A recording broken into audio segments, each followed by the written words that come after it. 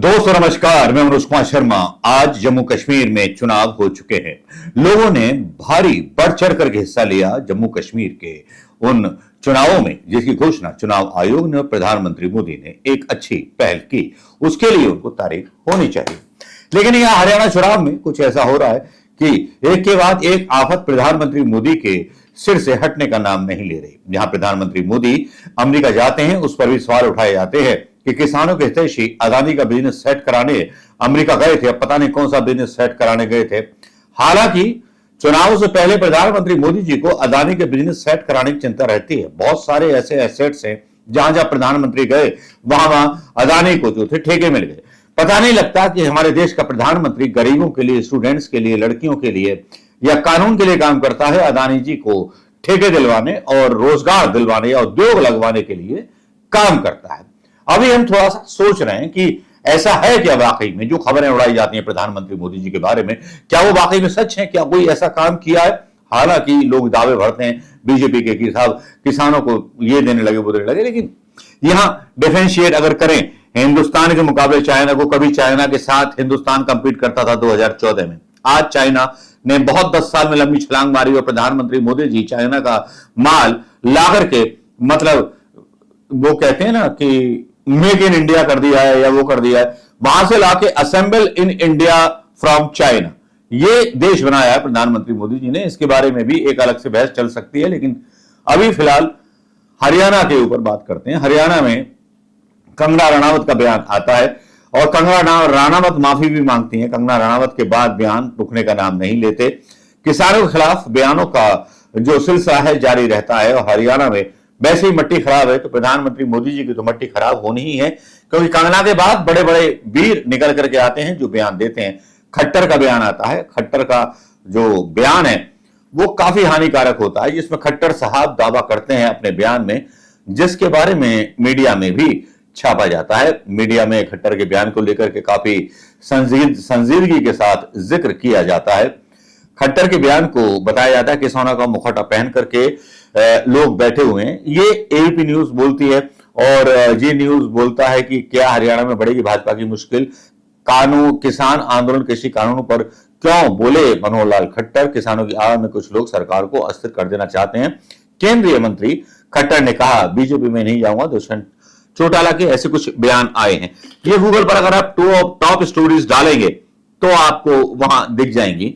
लेकिन ये खट्टर का कंगना के बाद और फिर एक गुर्जर साहब हैं, उनका भी बयान आता है। खट्टर साहब ने क्या बोला और किस तरह से एबीपी न्यूज ने बताया है। एबीपी न्यूज ने बताया है किसानों का मुखौटा पहन करके केंद्रीय मंत्री मनोहर लाल खट्टर के बयान पर किसान भड़क गए। और यहां पर हुआ क्या कि यहां बहुत सारी प्रतिक्रियाएं कांग्रेस की भी आने लगी और सबको आने लगी। जाहिर बात है, आपको पता है कि अधिकतर किसान हरियाणा में रहते हैं और किसानों का मुखौटा पहन करके जो ये बयान दिया, शंभू बॉर्डर पर किसानों का मुखौटा पहनकर वो लोग बैठे हैं जो सिस्टम को खराब कर देना चाहते हैं। मनोहर लाल खट्टर और भारमर पोर्टेस्ट हरियाणा के पूर्व मुख्यमंत्री व केंद्रीय मंत्री मनोहर लाल खट्टर ने शंभू बॉर्डर पर बैठे किसानों के लिए बड़ा बयान दिया। इसके बाद से ही वे विपक्ष के निशाने पर आ गए। दरअसल एक सभा के दौरान मनोहर लाल खट्टर ने कहा कि जो हमारा पंजाब का बॉर्डर बंद है, इससे सामान्य लोगों और व्यापारियों को परेशानी हो रही है। हमने इस रास्ते को खोलने के लिए योजना बना ली थी, लेकिन उस पार जो लोग बैठे हैं वो किसान नहीं बल्कि किसानों का मुखौटा पहनकर वो लोग बैठे हैं जो सिस्टम को खराब कर देना चाहते हैं। केंद्रीय मंत्री खट्टर ने आगे कहा कि ऐसे लोग जो स्थिर सरकारों को अस्थिर कर देना चाहते हैं वो इस प्रकार के लोग हैं। डिटेल में जाने की आवश्यकता नहीं है, आपको भी पता है कि वो लोग कौन हैं। कांग्रेस ने इस बयान को लेकर के मनोहर लाल मतलब खट्टर को घेर लिया। कांग्रेस के सोशल मीडिया अकाउंट एक्स से पोस्ट करके लिखा गया कि हरियाणा के पूर्व सीएम और केंद्रीय मंत्री मनोहर लाल खट्टर ने कहा शंभू बॉर्डर पर जो बैठे हैं वो किसान नहीं, उन्होंने बस किसान का मुखौटा पहना हुआ। ये पहली बार नहीं है जब बीजेपी ने किसानों का अपमान किया। मंत्री खट्टर का यह बयान बीजेपी का किसान विरोधी चेहरा दिखाता है। हालांकि कंगना के बयान पर बहुत पहले गिर चुकी है भारतीय जनता पार्टी। और तीसरे भाई साहब आ जाते हैं, एक गुर्जर साहब होते हैं जिन्होंने टिकैत के खिलाफ भी बयान दिया होता है। उनकी भी यहाँ पोल खुल जाती है। भाजपा कंगना पर सफाई दे रही थी कि उनका अपना निजी बयान है। तब तक खट्टर और नंदकिशोर गुर्जर किसानों के खिलाफ मैदान में कूद गए कंगना के बाद। तो राहुल गांधी का एक बयान आता है जिसको बता देना जरूरी है कि राहुल गांधी बहुत सीधी सी बात जानते हैं कि पहले नब्ज दबा के देखते हैं बीजेपी के लोग कि इस बयान पर क्या रिएक्शन आएंगे, और इस बयान पर अच्छे पॉजिटिव रिएक्शन आए तो फिर इसी चीज को आगे बढ़ाएंगे। ये थोड़ी अपनी अपनी एक नीति होती है, हर सरकार की नीति रही है या नहीं रही, लेकिन डिजिटल इंडिया में अब मोदी जी की तो नीति बन गई है। नमस्कार। ये बीजेपी के जो लोग होते हैं ये आइडियाज को टेस्ट करते रहते हैं। ये किसी से कहते हैं कि आप ये आइडिया पब्लिक में रखिए और फिर रिएक्शन देखते हैं। यही हुआ है। उनके एक सांसद ने किसान कानून, जो काले कानून थे, उनको रिवाइव करने की बात की है।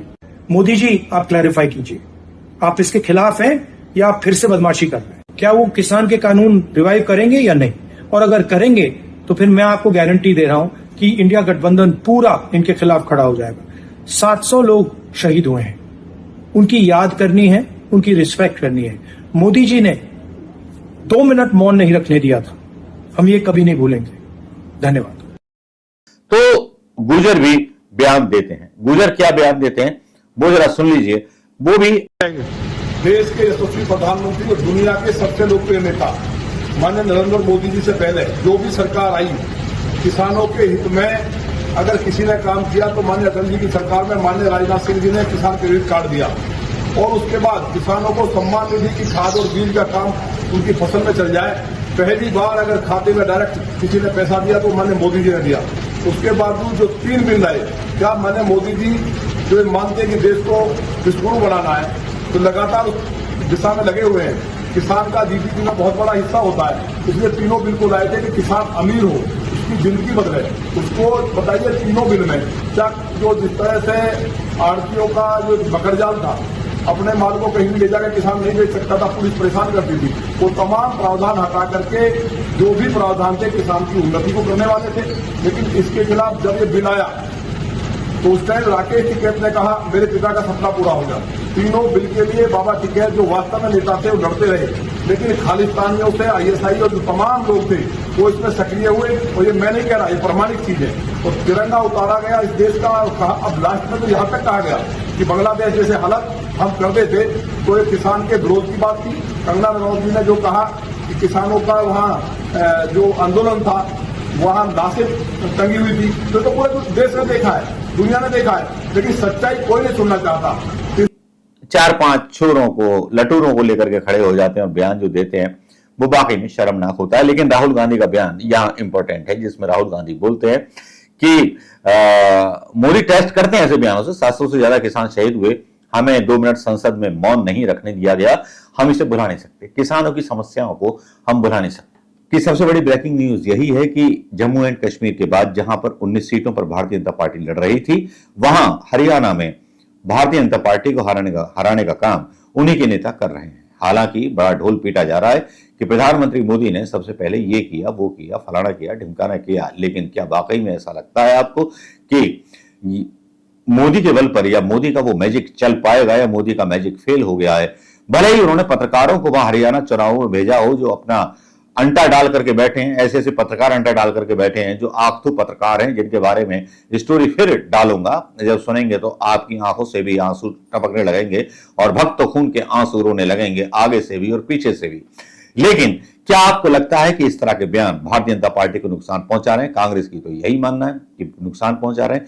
लेकिन क्या इन 3 कानूनों को लागू करने के बारे में टेस्ट किया जा रहा है बयान देकर के कि ये कानून कैसे रहेंगे, कैसे नहीं रहेंगे, या मंशा कैसी है? राहुल गांधी बोलते भी हैं कि अगर ऐसी मंशा हुई, बदमाशी की प्रधानमंत्री मोदी ने, तो मुझसे बुरा कोई ना होगा, इंडिया गठबंधन उनका पूरा विरोध करेगा।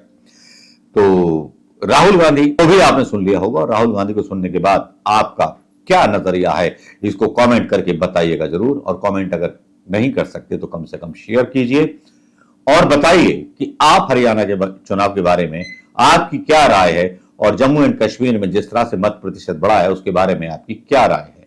नमस्कार, जय हिंद।